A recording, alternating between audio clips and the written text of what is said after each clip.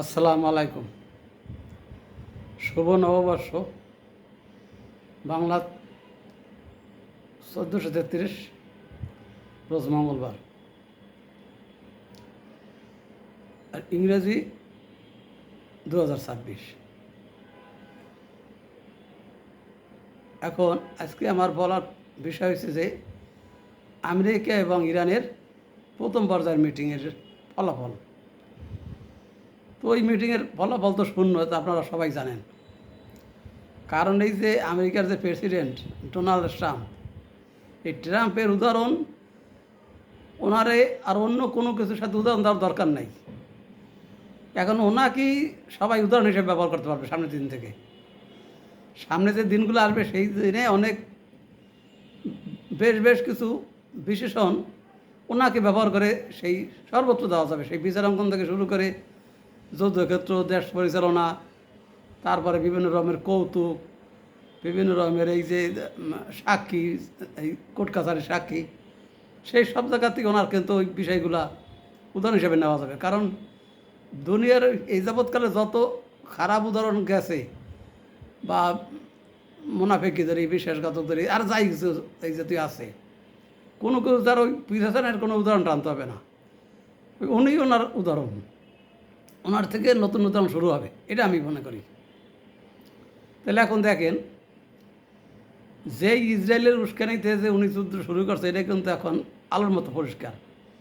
কারণ খোদ আমেরিকাতেই এখন সেই ইরানের যে পরিমাণ বিদ্রোহ শুরু হয়েছিল সরকারের বিরুদ্ধে, তার চাইতে বড় বিদ্রোহ এখন আমেরিকা চলতেছে, ইসরায়েলে চলতেছে। কিন্তু এখন ওনাদের ভিতরে তো সেই নাই। কারণ আমেরিকা তো ওই যারা ক্ষমতায় থাকে বা নেতৃস্থানীয়, তাদের ভিতরে ওই যে নিজেদেরকে দেখার কোনো নাই, স্কোপ নাই। কারণ তাহলে তো ইরাক ধ্বংসের পরে যখন সব কিছু ভুল প্রমাণিত হয়েছে, আর ভুল প্রমাণিত কি, এটা তো প্রথম থেকেই তারা জানতো এগুলো ভুল, ওই রিপোর্টই ছিল মিথ্যা। এটা তো পরে বলছে যে এখন একটা কিছু তো শো করতে হবে, বলছে যে রিপোর্ট ভুল ছিল, এটা একটা গা বাঁচানোর কথা। কিন্তু ভুল রিপোর্ট কোনো রিপোর্টই ছিল না, সম্পূর্ণ উদ্দেশ্য প্রণোদিতভাবে করা হয়েছিল। আবার এই যে বাইডেনের জন্য সেই বলছে বাইডেনের নির্বাচনে পরাজয় হয়েছে ইসরায়েলের সাপোর্ট করার কারণে, জনগণের ম্যান্ডেট অনুযায়ী গেছে, এটা কিছুটা সত্য। কিন্তু তাতে কী হয়েছে, সেইটার যে ফল যে ভোগ করে যে প্রেসিডেন্ট হয়েছে ক্ষমতায় ট্রাম্প, সে তো বাইডেন চাইতে বেশি করতেছে। যার যারা বাইডেনের অনেক দুষ্কর্ম আড়াল হয়ে গেছে। এখন সে তার যে একটা মানুষের ভিতরে তার নাকশিটকান অভ্যাস ছিল, সেটা কিন্তু এখন আর নাই। কারণ বাইডেনকে তুলনামূলকভাবে ভালো মনে করতেছে সবাই, যে অন্তত তার অভিবাসন নীতি বা অন্যান্য আরও কিছু ব্যাপারে তার মনোভাব ভালো ছিল। সেই তুলনায় আবার বারাক ওবামা একটা ক্রেসিমেস রাখার চেষ্টা করলো, তাকে কিন্তু এখন মানুষ ওইভাবে থাকে না। তাকে যেমন একটা তার বাবা ছিল আফ্রিকান মুসলিম, সেই হিসেবে তাকে মুসলিম সমাজ এক প্রকার তাকে আধিক্যতা শুরু করছিল তাকে নিয়ে। এবং তার এক ভাইও আছে মুসলিম, এখন শোনা গেছে আছে, সৎ ভাই। কিন্তু তার আমলে কিন্তু সে ওইরকম মুসলিম জাতি ওরকম কিছু পায় নাই। আমি জাতি হিসেবে পাওয়ার কথা বলছি না, অর্থাৎ স্বাভাবিক যে সিম্প্যাথি যেটা থাকার দরকার, সেগুলো তো পাইতে পারত, সেটা পায় নাই। এখন এই যে ইসরায়েলের সাধারণ মানুষ ভেতরে ভালো মানুষ আছে, কারণ নেতানিয়াহুর বিরোধী দলে আজ লোক আছে, তার মতকে সবাই সমর্থন করে এমনও না। কিন্তু ধরতে হবে যে মেজরিটি দিয়ে তো আমার বিচার করতে হবে, বা ক্ষমতা যারা আছে তাদের কার্যকলাপ মূল্যায়ন করে তাদের সমালোচনা করতে হবে। এই যে এখন একটা বর্বর আইন করছে যে তাদের দেশে মৃত্যুদণ্ড নাই, অথচ মৃত্যুদণ্ড চালু করলো এই যে ফিলিস্তিনিদের জন্য। তো একটা দেশে এমনিতেই তারা ফিলিস্তিনিকে যেভাবে মারে, সে তো বর্ণনা দিচ্ছে, এই ওই মারার কোনোই নাই, মানে এগুলো মনে উচ্চারণ করতে গেলেও কষ্ট লাগে। ওইভাবে কোনো মানুষ মারে না। তাদের নেতার প্রতি সামান্যতম সৌজন্যবোধ থাকতে হবে।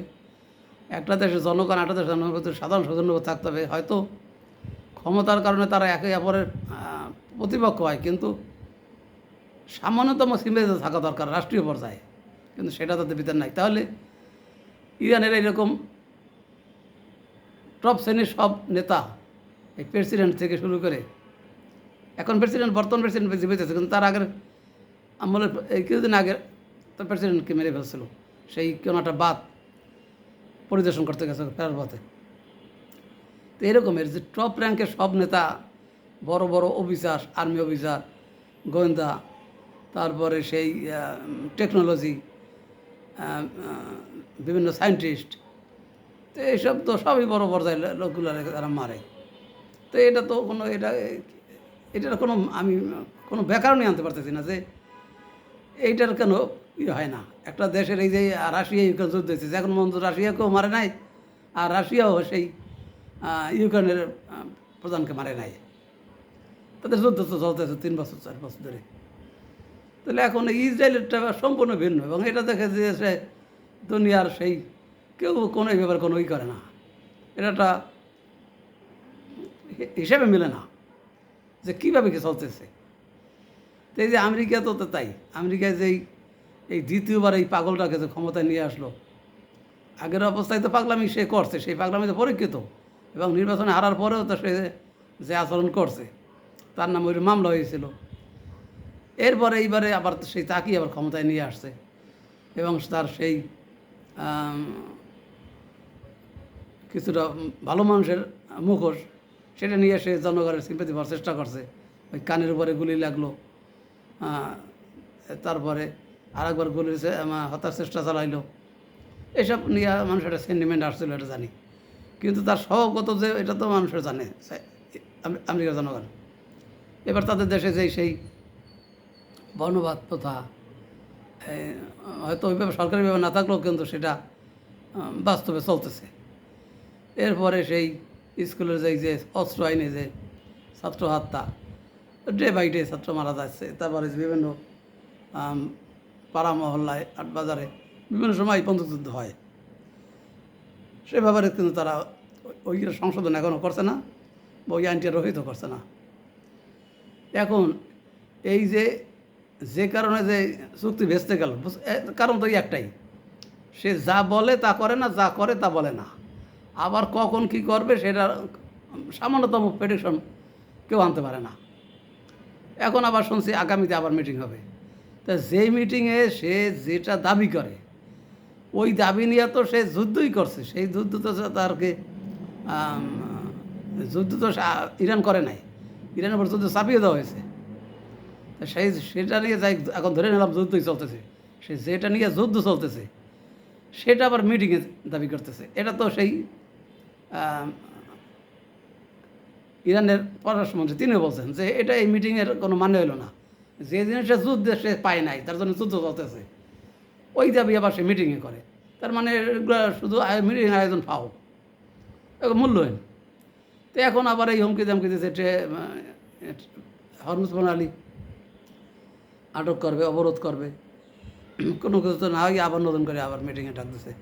এখন ইরানের তো আগের থেকেও শক্ত হতে হবে, কারণ এই লোক যে মনে হচ্ছে যে তার ভিতরে সে সময় নিতেছে, এবং সময় নিতেছে, বা এর ভিতরে মাথায় আরও কিছু আসে কিনা বুদ্ধি। এই কারণে সময় নেওয়া দুইটা কারণ, একটা হচ্ছে যে মাথায় নতুন কোনো বুদ্ধি আসে কিনা, বা ওই দৈব কোনো বিপদাবাদ আসে কিনা, অথবা নতুন করে অস্ত্রপাতির হয়তো কিছু মজুদ বাড়াবে, প্রোডাকশন বাড়াবে, এরা হইতে পারে। বা ইসরায়েলে প্রক্সিয়ার করে সে আর অঘটন করে ঘটাইতে পারে কি না, এইসব জন্য কিন্তু সেই আরেকটা মিটিংয়ের নাম নিয়ে আবার সামনে আসে, সময় নষ্ট করবে। কিন্তু ইরানের মনে হয় যে যুদ্ধের সমাপ্তি আমিও কামনা করি, এই মুহূর্তেই কামনা করি যে এই মুহূর্তে বন্ধ। কিন্তু ইরানের তো সতর্ক থাকতে হবে, কারণ তার শক্ত মনে না থাকলে তাকে তো যুদ্ধ তো বন্ধ হবেই না, বরং তাকে যদি কোনো রকম দুর্বল পায় তাহলে কয়েক গুণে বাড়বে, এবং সেটা বিশ্বের জন্য ভয়াবহ হবে। এবং এই মুসলিম কান্ট্রিগুলো যে নেতারা, আরব কান্ট্রির, তারা কিন্তু এইবার আমার মনে হয় কিছুটা পরীক্ষা করে নিতেছে আমেরিকানকে। কারণ এই যে যুদ্ধটা আবার তাকে করতে বলতেছে, ইরানকে ধ্বংস করতে বলতেছে, যুদ্ধ করে তাকে পঙ্গু করে দিতে বলছে, এটা মানে তারা বুঝে গেছে যে আমেরিকা তাদেরকে আর রক্ষা করতে পারবে না। তা যেহেতু তাদের কাছে অনেক ডলার নাই নিরাপত্তা দেওয়ার নামে, সেজন্য তো তাদের নিরাপত্তার বহর তো তারা দেখছে যে তাদের কারিশমা কী বা কী পারে, তাদের সামর্থ্য কতটুকু। এখন এই অজুহাতে তারা তাদেরকে খসিয়ে মানে রাস্তাটা ক্লিয়ার করতেছে যে তুমি আমাদের নিরাপত্তা দিতে পারো না, আমরা এত তোমাকে প্রেশার করছি ইরানকে দমন করার জন্য, তুমি সেটাও পারো নাই, যাতে পরবর্তীতে আবার ওই যে নিরাপত্তার নামে আবার নতুন করে ডলার দাবি করতে না পারে, বা ওই ঘাঁটিগুলো আবার পুনর্নির্মাণ করতে না পারে, পুনর্গঠন করতে পারে না, সংশোধন পরিমার্জন করতে পারে না পারে।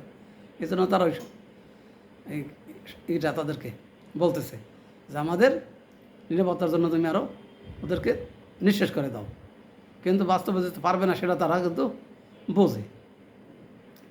এখন ইরানের কথা হয়েছে এটা যে সে তাকে যেন শক্তপোক্তভাবে থাকতে হবে এবং সুনির্দিষ্ট জায়গায় আঘাত করে তার যে মরাল এবং কারিগরি দুই দিকেই আঘাত করতে হবে। তাহলে কারণ আমেরিকা যখন এইবার সেই পরাস্ত হয়েছে, এটা এইবারে আর মনে এখান থেকেই শুরু হওয়া মানে শেষ হওয়া দরকার, যাতে পরবর্তীতে সে আর নতুন কোনো উদ্যমে কিছু করতে না পারে। আর আরব কান্ট্রির নেতাদের এই মুহূর্তে থেকেই তাদের সিদ্ধান্ত চেঞ্জ করতে হবে, কারণ আমি মনে করি যে আমেরিকার থেকে ইরান কোনো অংশ কম হবে না। ইরান তাদের নিরাপত্তা আরও ভালো দিতে পারবে এবং তাদের মধ্য অঞ্চলে মধ্যপ্রাচ্যে তাদের শান্তি শৃঙ্খলা ফিরে আসবে এবং তারা নিজেদের আলোচনা নিজেরা মেটাতে পারবে। এই যে এইভাবে রক্তের হলি খেলা, এইটা কেন বুঝছে না তারা যে তাদের দেশের মাটিতে যুদ্ধ হইতেছে। এই যে এরা কৌশলে ইসরায়েল এবং আমেরিকায় ইসরায়েল দিয়ে 12 মাস যুদ্ধ করে রাখতেছে এবং সেই যুদ্ধগুলো সবই আরব কান্ট্রিতে হচ্ছে। সেখানে সেই একটা যুদ্ধ হইলে ওই দেশের মাটি পর্যন্ত অনাবাদী হয়, ফসলের চাষের অনুপযোগী হয়। তারপরে যে বারুদের গন্ধ, পরিবেশ দূষণের কারণে মানুষের বিভিন্ন রোগ শোক তৈরি হয়। তো এখন যদি নেতারা যদি এগুলো না বোঝে যে আমার দেশের মাটিতে আমরা যুদ্ধকে ডাকতেছি, আর যারা যুদ্ধ করে, যারা অস্ত্র ব্যবসা করার জন্য তারা শুধু মিলিয়ন মিলিয়ন ডলারের অস্ত্র আমাদের এখানে ব্যবহার করতেছে, আমাদের দেশ ধ্বংস হয়ে যাইতেছে, আর তারা তাদের মাটিতে কিছু হইতেছে না। আমেরিকা যদি তাদের এতই বান্ধব হবে তাহলে তো আর যদি এই যে আইসিএস বা আইএস যাই হোক, তারা যদি সেই সাম্রাজ্যবাদ বিরোধী, আমেরিকা বিরোধী বা ইসরায়েল বিরোধী হয়, তাহলে তো ওই সব জায়গায় তাদের কিছু করা মানে কথা করা, আমি করতে বলবো না, মানে করার কথা, সেটা তো হচ্ছে না। ওই যে হচ্ছে সেই আরবের মাটিতে, মধ্যপ্রাচ্যের মাটিতে। তাহলে তো এই হিসেবেও তো আরব কান্ট্রির নেতাদের বোঝা উচিত যে আমরা আমাদের দেশকে এইভাবে করতে দেবো না, এটার সমাপ্তি করব। কেন আমরা সেই ডলার আপনাদের নিজেদের সম্পদ নিজেরা উত্তোলন করবেন, নিজেরা বেচবেন, নিজেদের সম্পদ নিজেদের ট্রেজারিতে জমা রাখবেন, সেখানে আপনাকে ডলারের বিনিময়ে, আপনার ব্যবসার বিনিময়ে আপনাকে তারা অনার করতে বাধ্য, দ্বিপাক্ষিক সম্পর্ক করতে বাধ্য, ব্যবসায়িক সম্পর্ক করতে বাধ্য, এবং করার ছাড়া তাদের উপায়ও থাকবে না। অথচ আপনারা আরব কান্ট্রির নেতারা নিজেদের সম্পদ স্বইচ্ছায় তাদের হাতে তুলে দিয়ে তাদের ট্রেজারিতে জমা রেখে তাদের মানে গর্দান মোটা করতেছেন। এটা তো এখনই তাদের আপনাদের এখান থেকে ফেরত আসা উচিত এবং ইরানের সাথে এই মুহূর্তে ইরানের হাতকে শক্ত করা উচিত। এইখান থেকে মূল্যায়ন করবেন যে ইসরায়েল কি একটা বর্বর আইন করছে যে ফাঁসি দেবে সেই ফিলিস্তিনিদের। এটা কিছু হয় একটা আইন করলে আংশিক, এবং যাদের সাথে যুদ্ধরত তাদের জন্য ফাঁসির আইন কার্যকরী করবে। তো এইসব দেখেও কি আপনাদের মাথায় কিছু আসে না? এখন মাথার ওই যে গরম পাগড়ি খুলে একটু ঠান্ডা মাথা চিন্তা করুন। এসি রুমে থাকিয়া ওই বাইরের দিক মাথা দিলেই আপনাকে মাথা গরম হয়ে যায়। তাহলে ঠান্ডা মাথা একটু রুমের মধ্যে বসে চিন্তা ভাবনা করুন, করে সেইটা ব্যবহারিক প্রয়োগ শুরু করুন। আসসালামু আলাইকুম।